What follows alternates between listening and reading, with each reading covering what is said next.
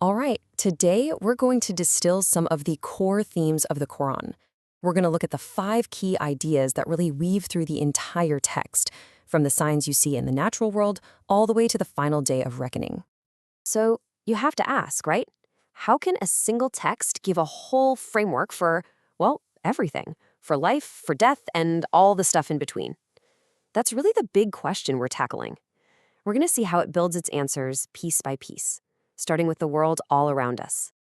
So, to make sense of it all, we've broken this down into 5 parts. First, we'll look at this idea of the world itself being a message, then the fundamental choice that message presents to us. After that, we'll see how history is used as a kind of case study, what it actually means to live righteously, and finally, where it all leads, the ultimate consequence, the final reckoning. So let's jump in. Our journey starts with a really foundational concept in the Quran. The universe isn't just there. It's not silent. It's actively speaking, and it's filled with what the text calls signs, all pointing toward a single divine creator. I mean, the text points everywhere you can possibly look. The perfect orbits of the sun and moon, the fact that we have all these different languages and colors, even the rain that brings a dead, dry earth roaring back to life. The whole point is, this isn't random. It's all presented as a clear, purposeful message, just waiting to be understood by people who actually stop and think about it. So here's the crucial link, right?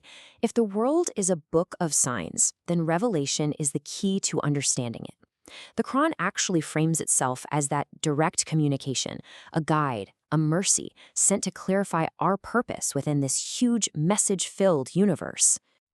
Okay, so if the universe is sending us a message, how are we supposed to respond? Well, this brings us to the central drama of the Quran, the choice. Every single person is presented with 2 fundamental paths, belief or disbelief, and the consequences of that choice are absolute. And what's fascinating is how the text shows this choice isn't some simple black and white yes or no. It immediately gets into the messy stuff, like hypocrisy. You see it right here in this verse. Real belief isn't about what you say in public. It's about what's truly in your heart when nobody's looking. And the stakes for making that choice, they couldn't be clearer. The text paints these 2 totally opposite destinies. On one side, you have bright faces and eternal peace. On the other, gloomy faces and this devastating regret. It creates this really powerful visual link between the path you walk right now and where you will ultimately end up. But here's the kicker. Who's responsible for this choice? The Quran's answer is just unequivocal. It's you. The text hammers home this point that no one is forced. The path is laid out, the signs are there, but the decision to actually walk it is an individual act of free will. It basically turns our entire life into a test of that freedom. So how does the Quran make this choice feel urgent and real, not just like some abstract idea? It turns to history. The stories of past messengers aren't just stories. They're presented as these powerful, real-world case studies, showing what happened to entire civilizations that faced this very same choice. And as you can see, there is a clear, recurring pattern. Whether it's Noah warning about the flood, Abraham challenging idols, or Moses confronting Pharaoh, the core message is always the same. Worship one God and live a truthful life. The names and places change, but that fundamental call, it's constant.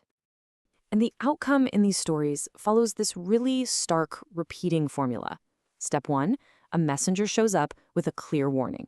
Step 2, the people, for the most part, reject him. And step 3, that rejection leads to disaster, turning an entire civilization into a cautionary tale for everyone who comes later.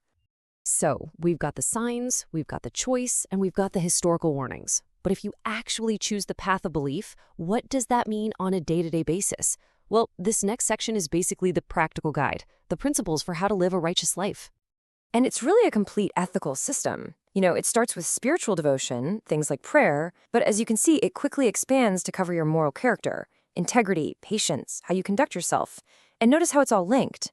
Charity isn't just about giving away money, it's described as a way to purify yourself. Spiritual health and social responsibility are basically 2 sides of the very same coin.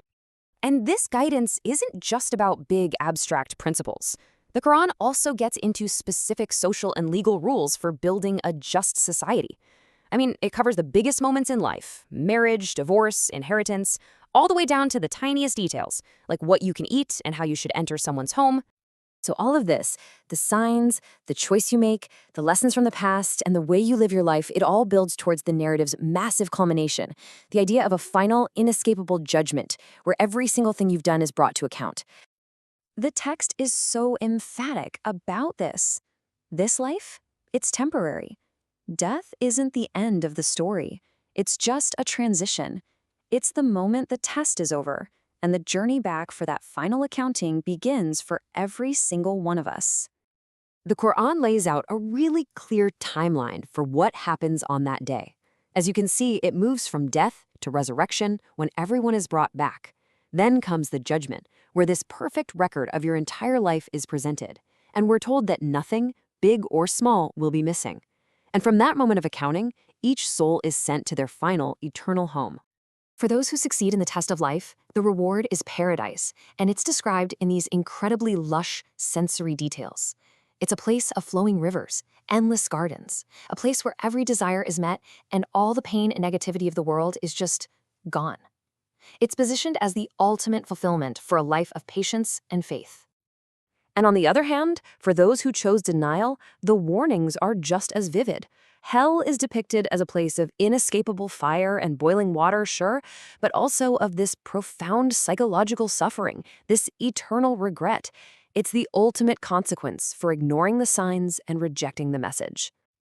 And that brings us full circle. The entire narrative of the Quran, from the very first sign in the sky to the final judgment, is built on this powerful idea of ultimate accountability. The final message is that nothing we do is ever forgotten. Every single choice matters. And in the end, everything and everyone returns to the source, which leaves the reader to ponder that one final question: which path will you choose?